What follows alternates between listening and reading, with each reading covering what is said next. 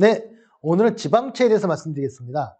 지난 시간에 지방 채무가 세 가지로 구성되어 있다. 지방채, 채무 부담행위, 보증채무 이 세 가지 있다고 말씀드렸는데요. 두 가지는 사실 액수도 크지 않고 이번에 가장 중요한 지방채를 중심으로 말씀을 드릴게요. 지방채는 이 온갖 곳 공유재산의 조성이니 재정투자사업이 여러 가지를 하려고 지방채를 발행을 하지요. 근데 전반적으로 지방채 자체가 크지 않다고 이제 말씀드렸습니다.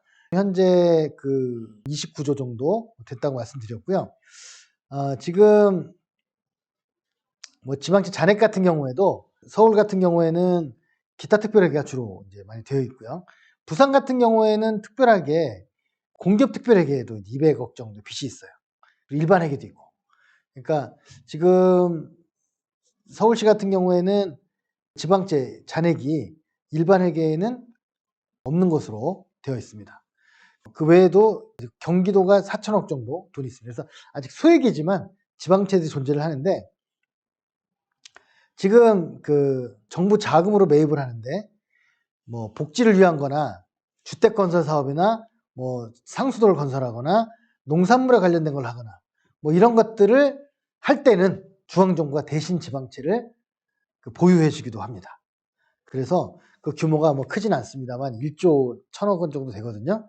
지방채를 지방이 발행을 하죠. 중앙정부에 대해서 하긴 하지만 특정 사업에 대해서는 중앙이 그 부담을 떠맡아 주기도 한다.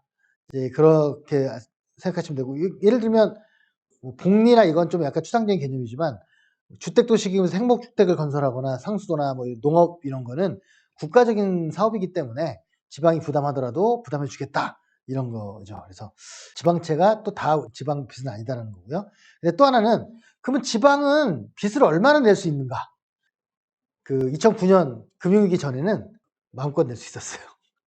그때는 지방채를 발행할 때마다 건건이 심사를 받는 제도만 있었어요. 그런데 지금은 그러다 보니까 안 되겠다는 거죠. 통제가 안 되니까 지방 총액을 관리해야겠다 해서 지방채 발행 총액 한도제를 지금 실시하고 있습니다.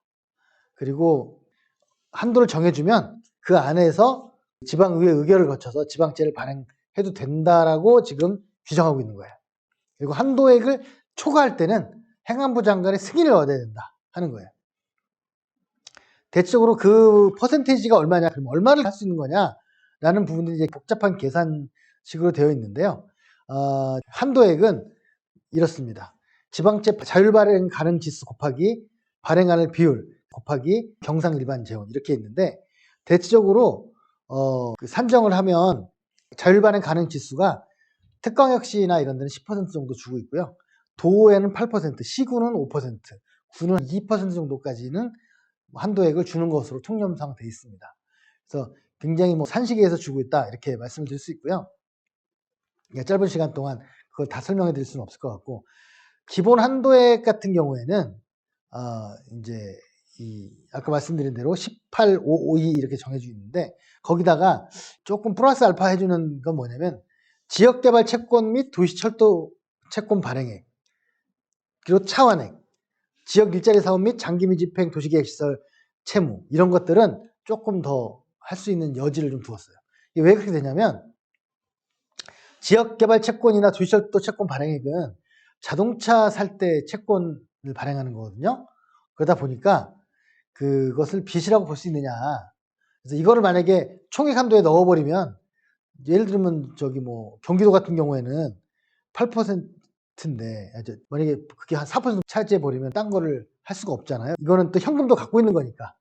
빚은 빚이지만 현금이 있는 빚이니까 이거는 조금 플러스 알파 해줄 수 있게끔 해주자라는 거고, 지역 일자리 사업 같은 경우에는 이제 지역에서 경제 위기 때문에 그걸 위해서 빚을 내는 거는 용인해 주자라는 논의가 있어서 약간 플러스 알파 해줬고요.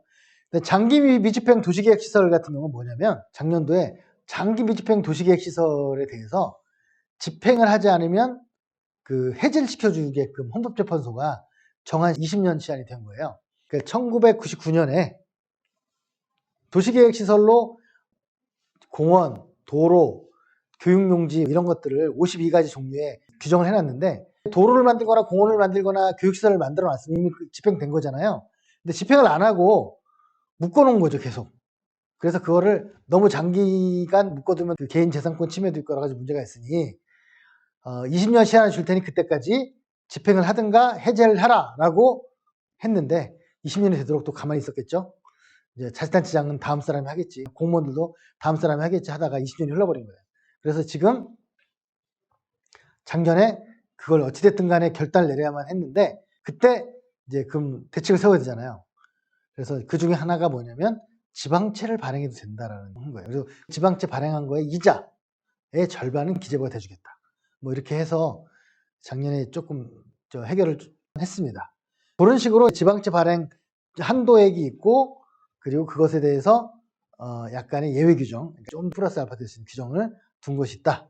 그런 말씀 드리고요.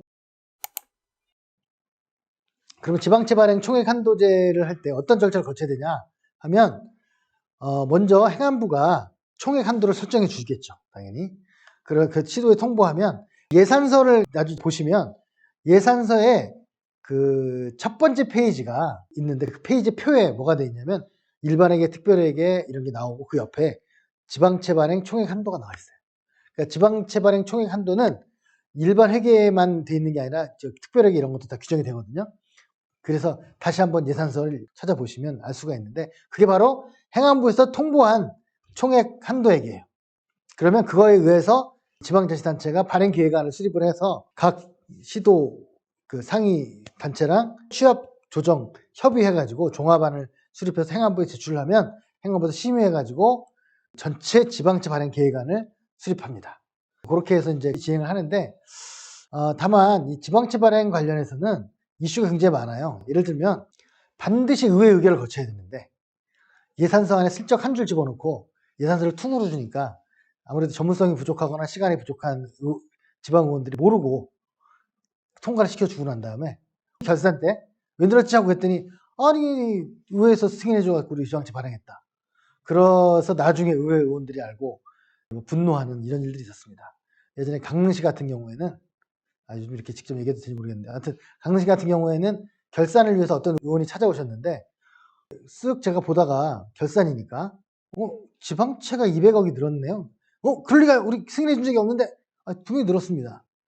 이제 분노해서 갔더니 똑같은 얘기를 한 거예요. 의회에서 승인해 줬다. 언제 해줬냐 그랬더니 예산서에 들어있다.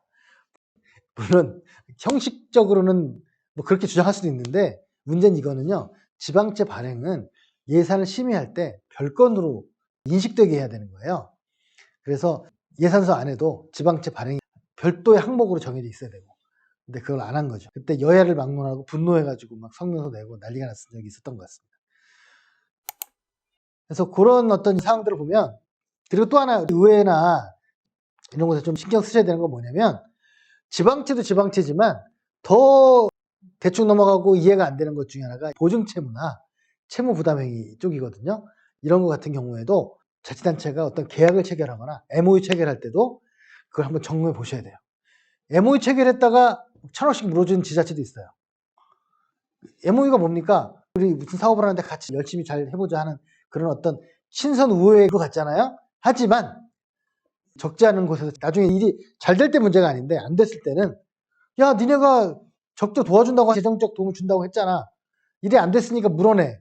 무슨 소리 하는 거야? 해갖고 나중에 재판을 갔는데 재판정에서는 그렇게 한 게 일종의 보증이다 해가지고 물어주게 되고 이런 사례들이 있습니다. 1,000억씩 물어주고 이런 곳이 있어요.